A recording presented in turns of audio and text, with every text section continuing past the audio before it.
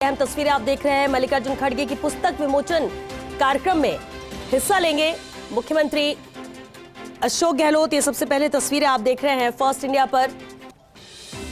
आज पुस्तक का विमोचन है मल्लिकार्जुन खड़गे की और उसी कार्यक्रम का हिस्सा बनने दिल्ली जा रहे हैं मुख्यमंत्री अशोक गहलोत। दिल्ली का अहम दौरा, फिलहाल जयपुर से सीधी तस्वीरें आप देख रहे हैं। जयपुर एयरपोर्ट पहुंच चुके हैं मुख्यमंत्री अशोक गहलोत और कुछ ही देर में दिल्ली के लिए उड़ान भरेंगे।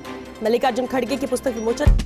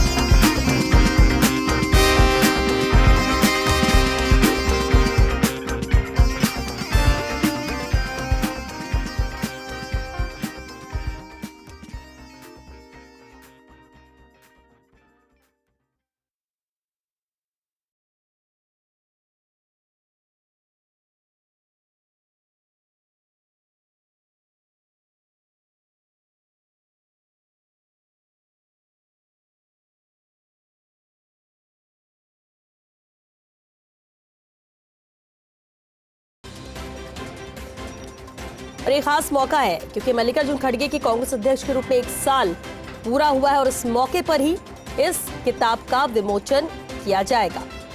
अहम कार्यक्रम है। इस कार्यक्रम का हिस्सा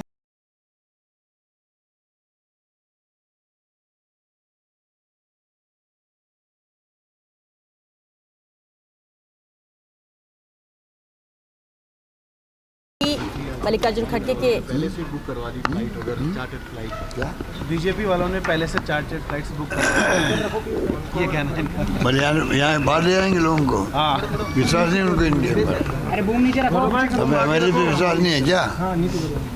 क्या लग रहा है सर?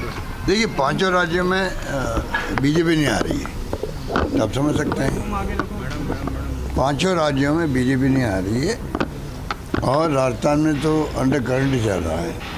जितने सर्वे आ रहे हैं, जितने आपके ये सट्टेबाज लोग हैं और जितने मीडिया वाले आपकी बिरादरी है, इस सब दबाव के अंदर है मालिकों के। आप देखा नहीं, चुनाव के 5 दिन पहले आपके अपने जो लोग हैं वो भी राइट लेफ्ट होने लग गए थे। ये तो चलता है, हम लोग माइंड भी नहीं करते हैं उनको। अपना ये तो उनका बिजनेस हो गया है,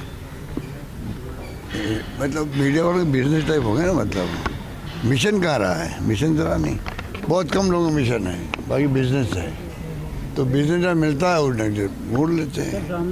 तो मैं उम्मीद करता हूँ कि राजस्थान में जीतेंगे हम लोग स्पष्ट बहुमत से, मध्य प्रदेश भी, छत्तीसगढ़ भी और तेलंगाना भी जीत सकते हैं। कल मैं जाके आया कि तेलंगाना बहुत शानदार रोड शो हुए हैं, तो पूरे देश के अंदर माहौल बदल रहा है।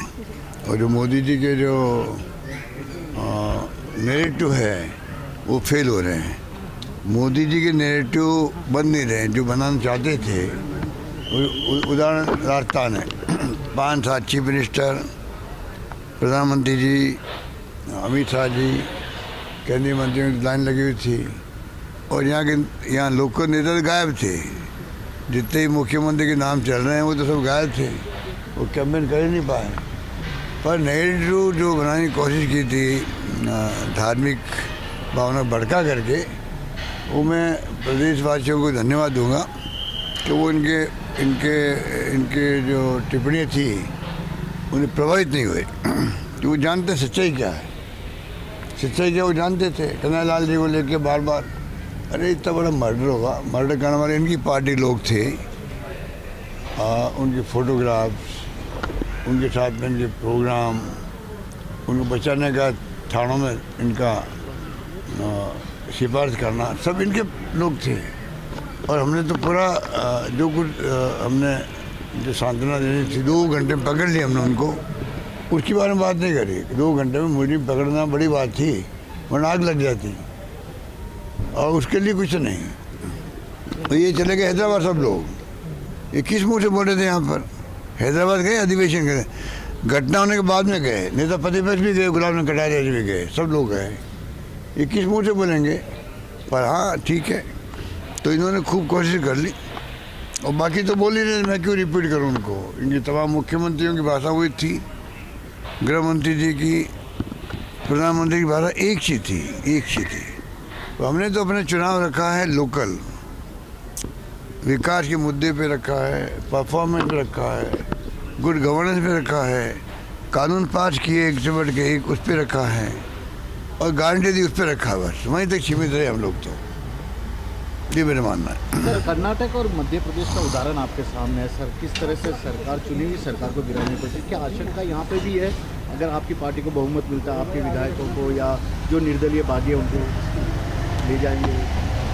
देखिए, एक बार इनको झटका मिला है राजस्थान से ही, इसीलिए हमारे पीछे पड़े रहिए। अभी जो धावा बोला मेरे ऊपर, मेरी पार्टी पर, इसलिए कि इनको खुंदक है हम सरकार क्यों नहीं गिरा पाए। जैसे मध्य प्रदेश, कर्नाटक, महाराष्ट्र सरकारें गिरा दी, राजस्थान फेल क्यों हो गए।